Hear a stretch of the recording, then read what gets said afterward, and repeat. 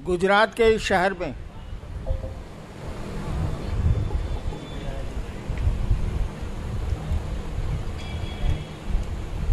आपने आयोजन किया शिव गुरु महोत्सव का,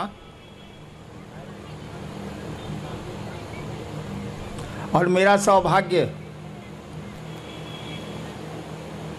कि मुझको यहाँ आने का अवसर मिला, सुअवसर मिला।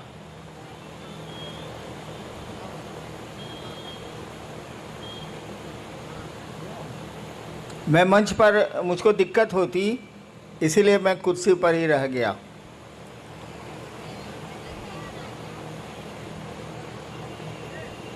अब शरीर बूढ़ा हुआ ना भाई, 72 में घुस गया मैं, 72। 1990 से शिव कार्य हमने शुरू किया था बिहार की राजधानी पटना शहर से। वहाँ मैं दंडाधिकारी था पटने का।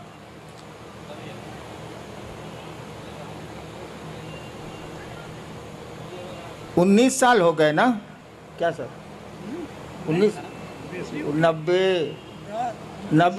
29 साल हो गए, 29 साल हो गए।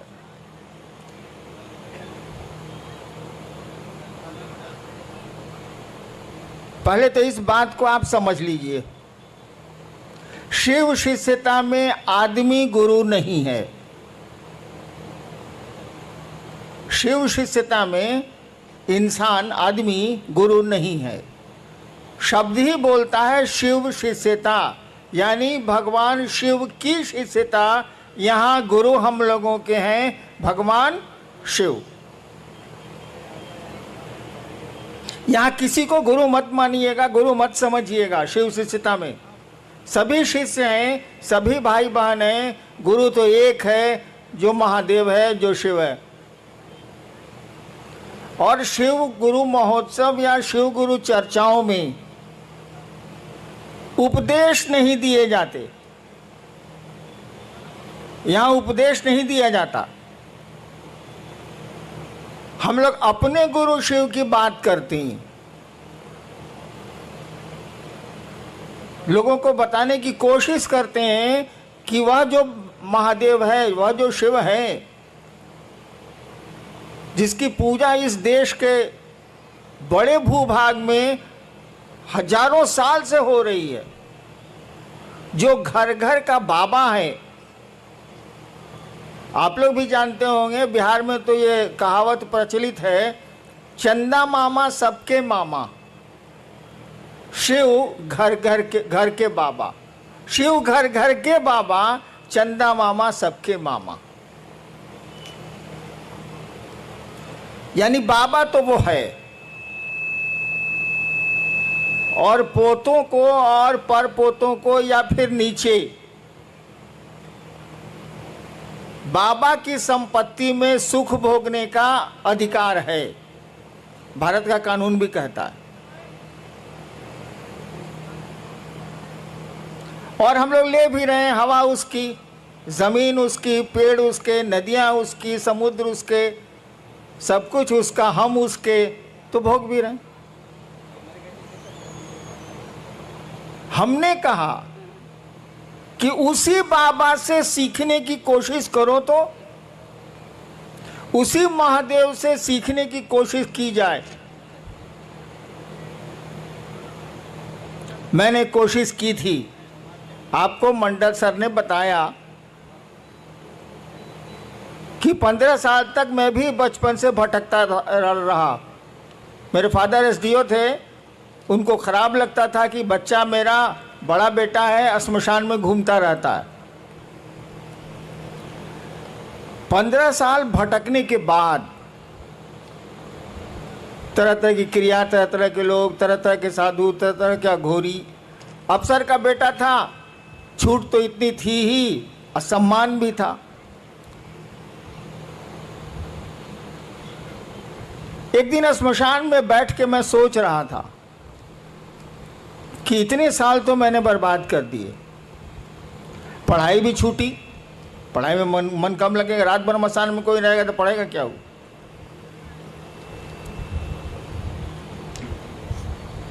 एक मेरे मन में ख्याल आया, देखिए शिव शिष्यता है क्या, मैं आपको बताना चाहता हूँ। मैं अपनी कहानी नहीं सुनाना चाहता। शिव शिष्यता क्या है ये इसको देखिए। आरा के गांग, आरा एक जिला है, भोजपुर एक जिला है बिहार का, पटना से सटा हुआ। वहाँ एक श्मशान में मैं रात के करीब 12-1 बजे बैठ के सोच रहा था। नदी थी, बैठ के सोच रहा था। श्मशान तो अंधेरा होता ही है, कोई आदमी होता नहीं। मेरे दिमाग में एक बात आई कि गुरु भगवान होता है तो ये भगवान गुरु काहे नहीं है। बस एक बात आ रही है और कुछ नहीं हो रहा है। मेरे आसपास कोई कुछ नहीं है, नदी है सामने, श्मशान का सन्नाटा है, अंधेरा। मेरे दिमाग में एक बात आ रही है, सभी कहते हैं कि गुरु भगवान होता है तो ये भगवान गुरु काहे नहीं। और हमने सोचा कि अब हम भगवान को गुरु बनाएंगे। अकेले बैठ के हम सोच रहे हैं भगवान को गुरु बनाएंगे। 1974, शायद बहुत लोग उसमें उस समय पैदा भी नहीं होंगे आप लोग। मैं पटना यूनिवर्सिटी में कानून का विद्यार्थी था, लॉ का।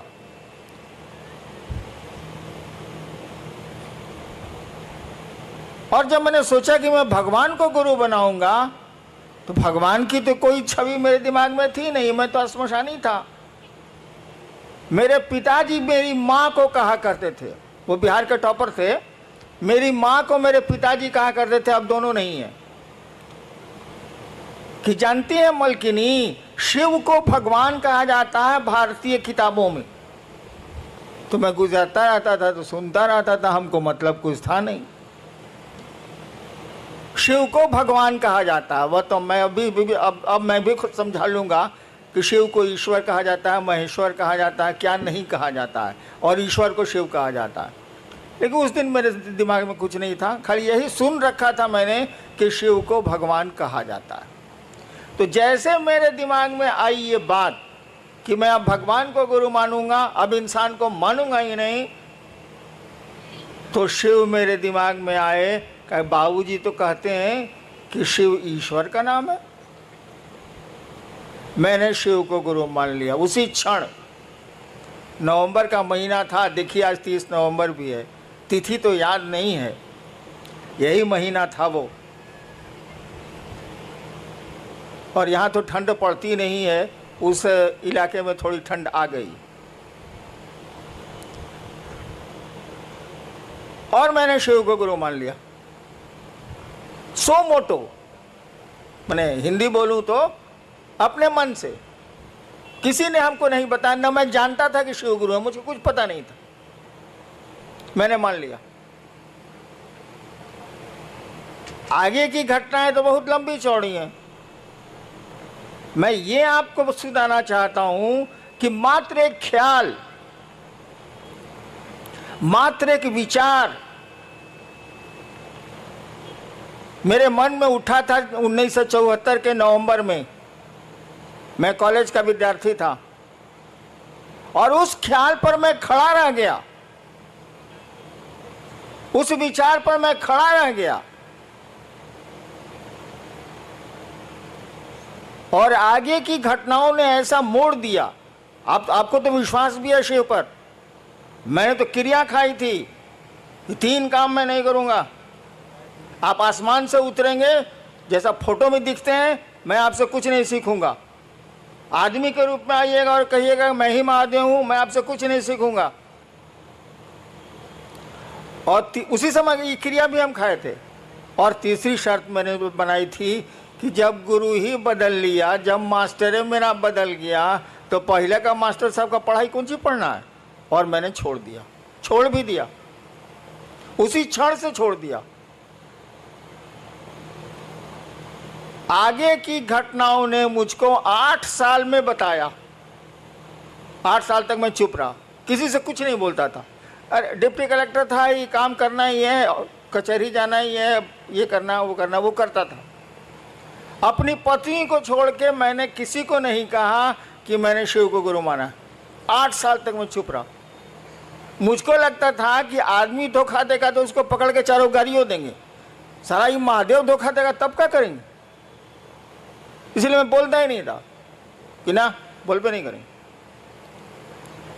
और मंडल सर ने बताया कि जब मैं मधेपुरा में मजिस्ट्रेट था और पुराने मित्र मेरे असमशानी आए मिलने के लिए, तो उन लोगों ने कहा कि हमको मालूम है। हम कह रही साला हम तो जानबे ना, हम किसी को बोल भी नहीं किए, इसको कैसे मालूम है कि शिव गुरु है। तब उन लोगों ने बताया कि किताब में तो लिखा हुआ है कि शिव गुरु है। तब माथा पीटा, जब किताब में लिखा हुआ है कि शिव गुरु हैं, घर में लइका नगर में ढिढोरा, साला महादेव घर घर का बाबा है, और तब कहाँ पर हुआ रहे हैं लोग भाई।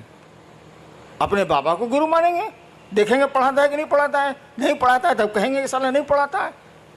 लेकिन वो पढ़ाता है, वो गुरुओं का गुरु है, जगत गुरु शास्त्रों ने उसको कहा है, विश्व गुरु कहा जाता है शिव को।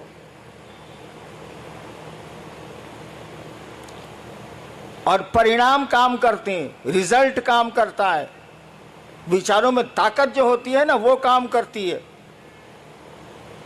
मैं तीसरी बार शायद सूरत आया हूं, या दूसरी या तीसरी बार।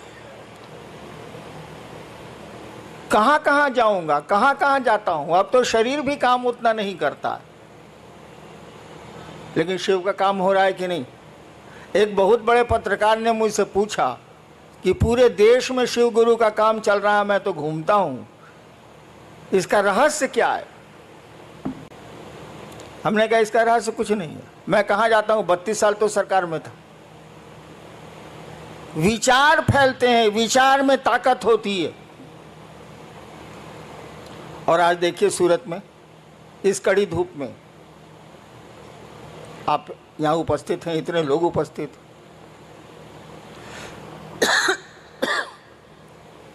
आइए देखते हैं कि आपने लिख के क्या भेजा है। ज़्यादा देर बोलूँगा तो मैं 4 महीने से बीमार हूँ, इसलिए बीच में ब्रेक दे रहे हैं। देखते हैं आप क्या लिख के भेजे हैं। जी आर.के. यादव इच्छापुर सूरत से, इनकी जिज्ञासा है कि रांची से नमः शिवाय करने के लिए बल दिया जा रहा है, क्या यह सही है? यदि सही है तो नमः शिवाय कैसे किया जाए, कृपया बताने की कृपा की जाए। शायद आर.के. यादव जी को मालूम नहीं है, लिखे हैं रांची से। रांची में पागल खाना भी है।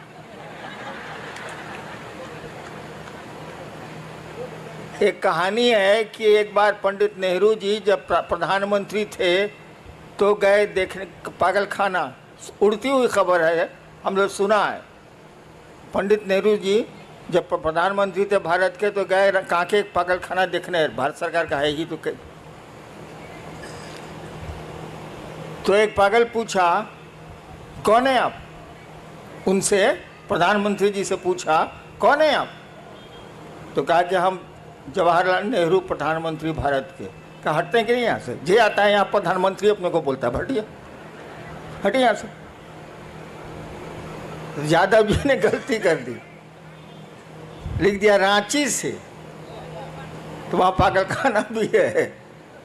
और रांची का लोग अमूमन जो कांके ब्लॉक है, कांके ब्लॉक में रहता है, हम उसी में पहले रहते थे, इसीलिए मेरा थोड़ा ढीला भी है। मैंने कहा है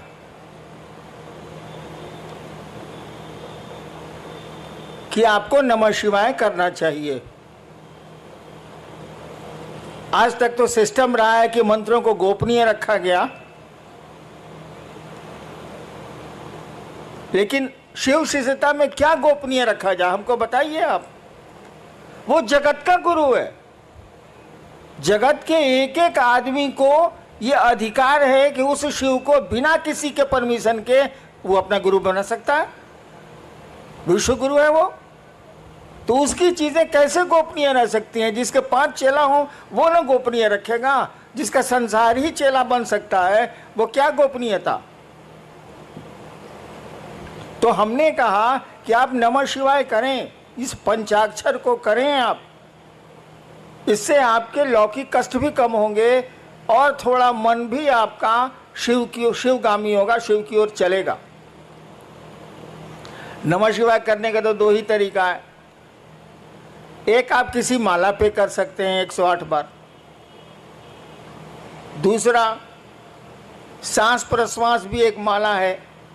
माला कई तरह की होती है, कमल गट्टे की भी होती है, रुद्राक्ष की भी होती है, किसी चीज़ की हो सकती है, तुलसी की भी होती है। सांसों की माला भी माला ही है। हमारी आपकी सांस चलती है ना, ये 24 घंटे में 27,600 बार चलती है, जैसा मुझको याद है। यानी सांसों की भी माला है। सांसों की माला पर मंत्रों का आवागमन, मंत्र आए और गए, आवागमन देखा जाता है। तो नमः शिवाय जो आपका शिव का पंचाक्षर मंत्र है, आपके गुरु का मंत्र है, उसको सांसों पर चढ़ाइए, नमः और शिवाय सांस से जाने दीजिए। ये आप जब याद पड़े 5 बार, 2 बार, 3 बार अपने गुरु को प्रणाम करिए नमः शिवाय से। खिचड़ी मत करिएगा। बहुत लोग करते हैं क्या कि सांस पर भी कर रहे हैं और माला पर गिनती भी कर रहे हैं। मैंने स्टेशन जाने के लिए एक टांग रिक्शा पर रखे, एक टांग बस पर रखे, साले चितरा नहीं जाएगा।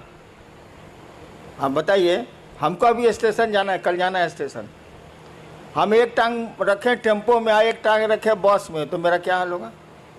अरे कोई एक ही सिस्टम ना अप्लाई कीजिएगा। जब मन करे आप टेम्पो से जाइए, मन करे बस से जाइए, दोनों पर एक के साथ कैसे चढ़िएगा? ठीक उसी तरह से सांसों पर अगर मंत्रों का जप होगा, उसकी गिनती नहीं होती। गिनती तो किसी की नहीं होती। रुद्राक्ष के माला की भी गिनती नहीं होती, क्योंकि गिनती किया हुआ है, तो गिनती कुछ ही करना है। अरे भैया 108 बार माला में डाला हुआ है ये बीड्स, जिसको अंग्रेजी में कहते हैं दाना, तो उसको गिनती कौन सी कर रहे हैं? नमः शिवाय 108 बार, वो तो गिनती किया हुआ है। सांस आपकी गिनती की हुई है, ये 24 घंटे में इतनी ही बार चलेगी, तो गिनती नहीं करनी है। न माला पर गिनती करनी है, न सांस पर गिनती करनी है। अरे नमः शिवाय करना है, तो माला और सांस की खिचड़ी मत बनाइएगा। एगो टांग टेम्पो पर, एगो टांग बस पर, ये माफिक चलबे नहीं बाबा, ये नहीं चलेगा। माला पर करिए, स्वतंत्र रूप से करिए, सांस पर करिए, स्वतंत्र रूप से करिए, और करिए तो माने मंत्रों में शिष्यानुभूति पढ़िएगा, मैंने लिखी है। मंत्रों में भाव प्रवेश आवश्यक है। यानी आप नमः शिवाय किए, सोच रहे हैं खिचड़ी पकी कि नहीं पकी, ये तो मंत्र जप नहीं हुआ। नमः शिवाय किया तो सोचिए कि अपने शिव को, नमः शिवाय का मानी क्या है? शिव को प्रणाम। नमः शिवाय किया तो सोचिए कि शिव को प्रणाम आपका मन कर रहा है। सोचिए, शरीर नहीं झुकाना है, हाथ नहीं उठाना है, मन आपका शिव को प्रणाम कर रहा है। दोबारा फिर नमः शिवाय करिए तो सोचिए कि मन आपका शिव को प्रणाम कर रहा है। इस तरह से 108 बार करिए। इस तरह से सांसों पर जपिए। सांस पर जपिएगा तो याद पड़ जाएगा, उसमें दिक्कत नहीं है। लेकिन माला जैसे कीजिएगा, खिचड़ी याद आने लगेगी, चोखा याद आने लगेगा, अचार याद आने लगेगा। इसीलिए सोचिए कि नमः शिवाय का अर्थ होता है शिव को प्रणाम। आपका मन शिव को प्रणाम करे, तब नमः शिवाय का अर्थ हुआ। नहीं तो नमः शिवाय का क्या अर्थ? नेक्स्ट। मुंबई से भाई उर्वेश, इनकी जिज्ञासा है कि शिव भगवान और शिव गुरु में क्या अंतर है? कोई अंतर नहीं है। भगवान शिव और शिव गुरु में क्या अंतर है? महाकाल और महादेव में क्या अंतर है? अघोरेश्वर और शिव में क्या अंतर है? अरे एक ही सत्ता के कई काम हैं, इसीलिए कई नाम हैं। सत्ता तो एक ही है। मैं ही हूं, मैं एक हरिनारायण। मैं सरकार में ज्वाइंट सेक्रेटरी भी था, गाड़ी भी अच्छी चलाता हूं, पिस्टल भी बढ़िया चलाता हूं। तो आप कहेगा कि एक बार मैं गया था सीवान, तो गाड़ी खुद चला रहा था, एडीएम था उसमें पटना में। मैं सीवान गाड़ी बैक कर रहा था, बाजार का दिन था, कुछ महिलाएं थी, हमको कोई चिंता, गांव कितना जाते हैं हम। तो पीछे से किसी महिला ने कहा, ए ड्राइवर साहब लौको तो नहीं खे, हमारा साथी बगल में बैठा हुआ था कि ए बॉस, आपको तो एडीएम से ड्राइवर बना दिया, तो जैसा काम कीजिएगा वैसा ही नाम न होगा। तो शिव गुरु और शिव भगवान शिव या कोई शिव का जो रूप है, सभी रूप उन्हीं के हैं, उसमें कोई फर्क नहीं पड़ता है, काम अलग अलग है, सो दिमाग में रखिएगा। गुरु से मांगिएगा तो जो चीज़ आपको आपके लिए गड़बड़ हो जाएगी भविष्य में, वो नहीं देगा। महादेव से मांगिए तो लोग की शक्ति दे दिया ना, रहा न कोई रोवन हरा। क्या मांग रहे हैं, किससे मांग रहे हैं, एक ही आदमी वो। गुरु से मांगिएगा तो वही देगा जो आपके लिए शुभ होगा। महादेव से मांगिएगा तो मांगिए, वहाँ पहुँच हो गई तो जो मन करे सो ले लीजिए, लूटा जाइए चाहे लूट लीजिए। महाकाल से मांगिएगा तो उतना किसी से दोस्ती करता है ना दुश्मनी करता है, कालनी संगी होता है, उसकी संगति किसी से नहीं होती है। कहा जाता महाकाल तेरी दया भी छलना है। महाकाल से दया मांगिएगा तो वो छल देंगे। कहे काल किसी का दोस्त होता ही नहीं, न किसी का दुश्मन होता है न किसी का दोस्त होता है। सत्ता तो वही है, एक ही शिव हैं, वही ज्ञानदाता के रूप में गुरु हैं, वही महाकाल हैं, वही सब कुछ। नेक्स्ट, ये सूरत पांडेसरा जगह है, भाई आशीष सिंह हैं, इनकी जिज्ञासा है कि आओ चलें शिव की ओर, इस पंक्ति का भावार्थ समझाने की कृपा करें। भावार्थ, शब्दार्थ नहीं बुझा रहा है। एक बार ऐसे ही हमने बोल दिया था, कैद मांगी थी रिहाई तो नहीं मांगी थी। अब चर्चा में इस पर जिज्ञासा हो गई हमको कि इसका क्या अर्थ हुआ। हमका महाबकलोल है सब। अरे कैद मांगी थी, मैंने जेल मांगा था, इस साल हमको छोड़ काहे दिया, ये पूछना क्या है। कैद मांगी थी रिहाई तो नहीं मांगी थी। हम कहा था कि महादेव से कहा है कि हमको बांध के रखिए अपने शिव भाव में, आप छोड़ देते हैं तो धरती हमको पैर देती है। इसीलिए कहा था कि कैद मांगी थी रिहाई तो नहीं मांगी थी। ठीक उसी तरह से मैं एक दिन चर्चा करके उठा, नहीं उस दिन मैं कुछ बोला ही नहीं। अचानक हमने कहा किसी को कुछ कहना है तो कोई कुछ नहीं बोला, तो हमने कहा हमको कुछ कहना है, और हमने एक शब्द कहा था, एक वाक्य कहा था, आओ चलें शिव की ओर। वही आजकल आपका स्लोगन भी हो गया है, आओ चलें शिव की ओर। मैंने ही कहा था ऐसे ही कि आओ चलें शिव की ओर। अरे धरती पर आए, यहाँ से जाना है ही, यहाँ बहुत सारा काम करते हैं हम लोग। एक काम और करें कि मन को समझा लें कि चलो शिव की ओर यार, कहाँ फंस गए हो। दुनिया में रहो जरूर, लेकिन दुनिया के राह हो के राह मत जाओ, बहुत खराब स्थिति है। आओ चलें शिव की ओर, इसका भावार्थ बहुत गूढ़ है, बहुत गूढ़ है। उस स्टेज पर आपको जाना होगा तभी समझ में आएगी बात कि आओ चलें शिव की ओर। एक सुदूर क्षितिज से आती हुई मध्यम मध्यम आवाज़ है जो इंसान को बोल रही है, आओ चलें शिव की ओर। उस आवाज़ को कोई सुन पा रहा है, कोई नहीं सुन पा रहा है। नेक्स्ट, मुंबई से हैं भाई रामनाथ ठाकुर जी। साहब श्री कहते हैं कि शिष्य भाव जागरण के लिए, हे शिव आप मेरे गुरु हैं, मैं आपका शिष्य हूँ, मुझ शिष्य पर दया कर दीजिए। इस मूक संवाद को प्रतिदिन बारंबार संप्रेषित किया जाए। कुछ लोग कहते हैं शिव दया शिष्य भाव के साथ ही मांगने पर गुरु दया करेंगे। कृपया स्पष्ट किया जाए कि दोनों विरोधाभासी क्यों लगते हैं। ये बात ही, सवाल ही हमको स्पष्ट नहीं हो रहा है। क्या इसका अर्थ क्या हुआ, सवाल का अर्थ क्या हुआ। अरे आप समझाइए ना, क्या इसका माने हुआ। एक पक्ष कह रहा है कि गुरु से दया मांगिए, प्रतिदिन संप्रेषित कीजिए। दूसरा व्यक्ति कह रहा है कि जब तक आप भाव से नहीं मांगिएगा आपको दया नहीं मिलेगी। इतना ही बात ना है। जी जी, सुन लिया ना। एगो साधु जी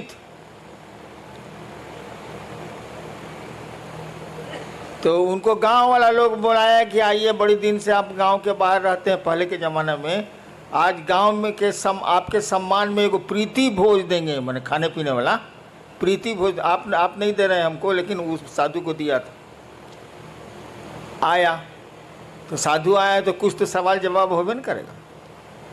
तो कुछ लोगों ने पूछा कि बाबा बताइए, भगवान है कि नहीं है? तो साधु बोला कि कौन लोग कहते हैं कि भगवान है, जरा हाथ उठाएं। तो हाथ उठा कुछ। कौन लोग कहते हैं कि भगवान नहीं है, वो लोग हाथ उठाए। तो कुछ लोग हाथ उठाया। कहा कि आप लोग दोनों आपस में समझा लीजिए, हम जाते हैं।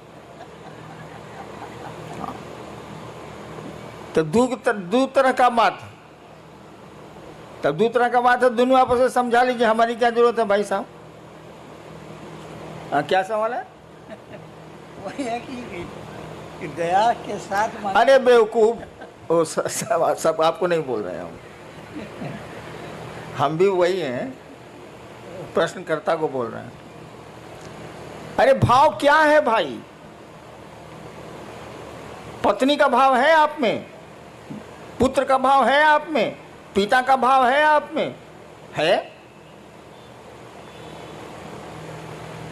मेरा का भाव है कि आपकी चप्पल कहाँ है, आपकी पॉकेट में पैसा कितना है, आपका घर कहाँ है, घर कौन सा है, सब पहचानते हैं आप। पैसवा नहीं बोल रहा है कि ये भैया ये भैया ये भैया हम 502 रुपया बनी।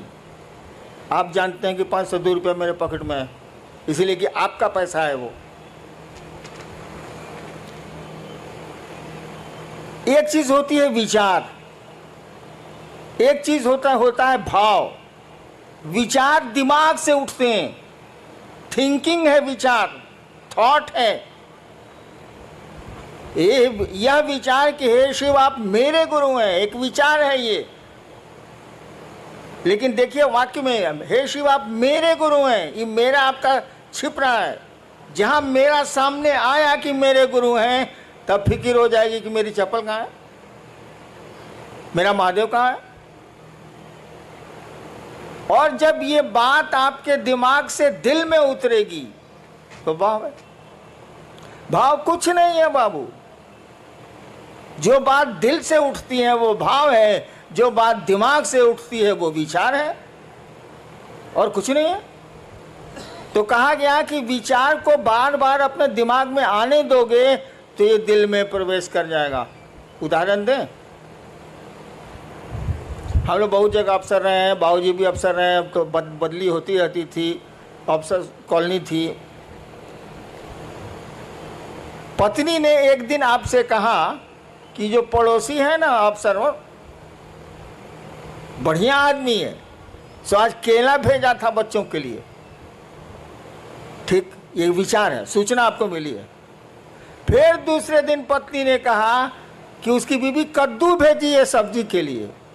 खाली आपके दिमाग में न्यूज आ रहा है, विचार आ रहा है। धीरे धीरे आपको लगेगा कि पड़ोसी बढ़िया आदमी। एक दिन आपकी पत्नी ने कहा कि देखिए ना उसको बुखार लग गया है उनके बचवा को, तो आप कहेगा चलो ना दिखाते हैं। देखिए अब दिमाग से बात दिल में आने लगी, उसके बच्चे को देखने आप जाने लगे। इसका उल्टा देखिए, आपका बच्चा फूल तोड़ने पड़ोसी के यहाँ गया, डांट दिया पड़ोसी ने, आके आपको बोला कि मम्मी मम्मी मम्मी हमको डांट दिया, फूल तोड़ने गए थे। ठीक, एक सूचना आपको मिली, एक विचार आपके दिमाग में घुसा। फिर दूसरे दिन ऐसा ही कुछ हुआ, फिर तीसरे दिन ऐसा ही कुछ हुआ। 5 दिन के बाद आपको मालूम हुआ कि वो स्कूटर से जा रहा था, उलट गई स्कूटर, टांग टूट गया। आपको कहा ठीक हुआ साले को, ठीक हुआ साले। देखिए अब दिमाग से, अखबार का न्यूज़ नहीं है ये, अखबार में रोज एक्सीडेंट होता रहता है, आप कहाँ कुछ सोचते हैं। यानी आपके दिल में बात आ गई, अब ये दुश्मनी का भाव पैदा हो रहा है। वहाँ दोस्ती का भाव पैदा हो रहा था, यहाँ दुश्मनी का भाव पैदा हो रहा है। तो भाव कुछ नहीं है, जो बात दिल से उठती है वो भाव है। शिव मेरे गुरु हैं, ये बात अगर दिल से उठती है तो ये भाव है, अगर दिमाग से उठती है तो ये विचार है। जब तक भाव में नहीं जाएगी ये बात, कहा ही जाता है कि आध्यात्म की किसी भी गाड़ी का पेट्रोल भाव होता। शास्त्र हमारे कहते ही हैं भावेन लभते देवता भावेन देव दर्शनम। शास्त्र कहते हैं भारत के कि भाव से देवता मिलते हैं, भाव से देवताओं का दर्शन होता है। तो आध्यात्म की कोई गाड़ी का पेट्रोल भाव ही है, विचार नहीं। शिव मेरे गुरु हैं ये विचार रिजल्ट नहीं देगा, लेकिन जब मन में बैठ जाएगी बात कि शिव मेरे गुरु हैं, मेरा गुरु है, वो रिजल्ट आने लगेगा। नेक्स्ट जिज्ञासा नहीं है, एक निवेदन है। मध्य प्रदेश रीवा से भाई अशोक आप लिख रहे हैं कि आज 3 साल से रीवा वो सिद्धि जिला में महादेव का काम हम लोग कर रहे हैं। एक तरफ से शिव को गुरु मान रहे हैं और एक तरफ से लोग छोड़ रहे हैं। हम लोग आशीर्वाद लेने आए हैं कि रीवा व सिद्धि में महादेव का काम बढ़े। साहब आशीर्वाद। एक तरफ से लोग मान रहे हैं, एक तरफ से छोड़ रहे हैं। मैं महादेव का काम 40 साल से कर रहा हूं। महादेव करा रहा है, हम कल करेंगे। कितने आए कितने गए। अंग्रेजी में एक कविता है, मेन में come and may go, main मे गो। लोग आते हैं जाते हैं, but I go on for ever. मैं जाता हूं तो हमेशा के लिए जाता हूं। तो किसकी चिंता करोगे, कौन आया कौन गया। महादेव की दया जिस पर हुई वो रहेगा। हैं लोग कि नहीं मेरे साथ। मैं इनका विद्यार्थी था कॉलेज का 67 में। यही जो मंडल जी पढ़ रहे हैं जिज्ञासा, इनको मैं ज़बरदस्ती, उस समय शिव गुरु नहीं थे मेरे, ज़बरदस्ती एक दिन शमशान ले जाता था और दूसरे दिन कब्रिस्तान ले जाता था। 1 साल कंटिन्यूअस। जबकि मेरे प्रोफेसर लेक्चरर थे, मैं विद्यार्थी था इनका फर्स्ट ईयर का। इनको मैं ही पकड़ के ले जाता, चलिए मसान। तो जिसको टिकना है वो टिकते ही हैं, जिसको नहीं टिकना है उसको कितना टिकाओगे। हाँ, महादेव से दया जरूर मांगो कि सभी टिकें, सभी रह जाएं, कोई छूटे नहीं, कोई टूटे नहीं। कोशिश तो हम लोग की यही होनी चाहिए। करो, आगे बढ़ो। भाई मनोज सिंह है सूरत से। क्या शिव को गुरु बनाने के उपरांत भी पारंपरिक गुरु दीक्षा लेना आवश्यक है? किसी भी अनुष्ठान या मुहूर्त में लोगों द्वारा पारंपरिक दीक्षा द्वारा शरीरधारी गुरु द्वारा गुरुमुख होने का दबाव बनाया जाता है। भाई मेरे भी बिया में बनाया था। आप यही नहीं कह रहे हैं, कोई सब अनुष्ठान करने के पहले पंडित मैंने कहा जाता है कि आपके गुरु कौन है। मेरी शादी है स्टेट में है, चली गई पत्नी मेरी शादी में भी यही हुआ था। स्टेट का पंडित था, पंडित जी थे बेचारे, मर गए, कहा हम था। बोले आपके गुरु बउआ जी कौन है? तो हमारी तो बोली तो भाई सिवान वाली थोड़ी खराब है। हमने कहा कोई साला मेरा गुरु नहीं है। तो लोग बका गया कि लड़का है ब्याह के मंडप पर बैठा हुआ, कहता है कोई साला मेरा गुरु नहीं है। तब मेरी पत्नी से पूछा, उसमें पत्नी हुई नहीं थी, वो होने वाली थी 2 घंटे के बाद। पत्नी से पूछा कि आपके गुरु कौन है? बोले कोई नहीं। तो पंडित जी बोले कि चलिए शिव को गुरु मान लीजिए। हम कहा मैं नहीं मानूंगा। पत्नी ने कहा हम मान लेंगे। इसीलिए बाद में कहती थी कि आपसे हम सीनियर हैं। हम कहा तुम ब्याह करने के लालच में मानी हो, हम लालच में नहीं माने। हाँ, तो हम बिना गुरुए के ब्याहो कर लिया, तुम इसी की चिंता में पड़े हो जी। बट इससे बड़ा कोई अनुष्ठान होता है ब्याह से ज़्यादा बड़ा? मस्ती करो, कहो कि शिव मेरे गुरु हैं। दीक्षा की क्या जरूरत है? गुरु की दया ही दीक्षा होती है। दीक्षा का मानी समझते हो यार? जी, एक कई लोगों की ये जिज्ञासा है, जिसमें मुंबई कल्याण से हैं भाई सुनील मौर्य। तो शिव को गुरु बनाने के बाद भी कठिनाइयाँ पीछा नहीं छोड़ रही, इसकी क्या वजह हो सकती है?